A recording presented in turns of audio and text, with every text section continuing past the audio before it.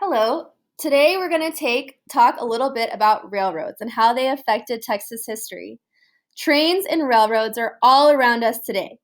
So before we get started, I want you to take a moment to think about what you already know about railroads and trains.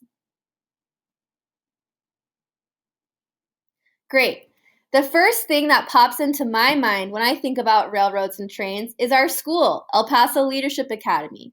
Every day we hear trains pass by our school, and railroads and trains are an important part of our El Paso economy. The next time you go to recess, I want you to take a look and look for clues about how railroads affect our school.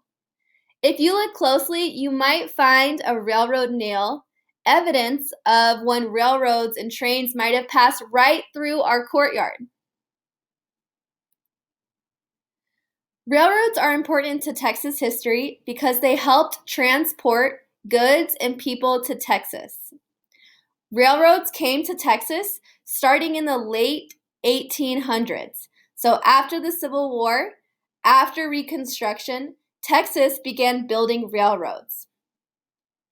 Some goods that railroads transported were cash crops like cotton.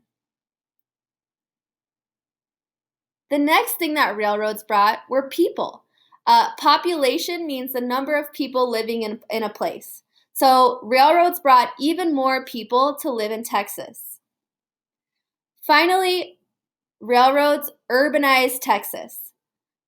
Urbanization is a word that means turning a place into cities, highly populated areas. We'll talk more about that in a sec. Here's what El Paso looked like before railroads.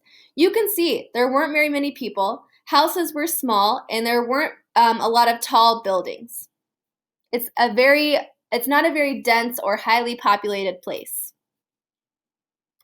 Here's what El Paso looked like after railroads.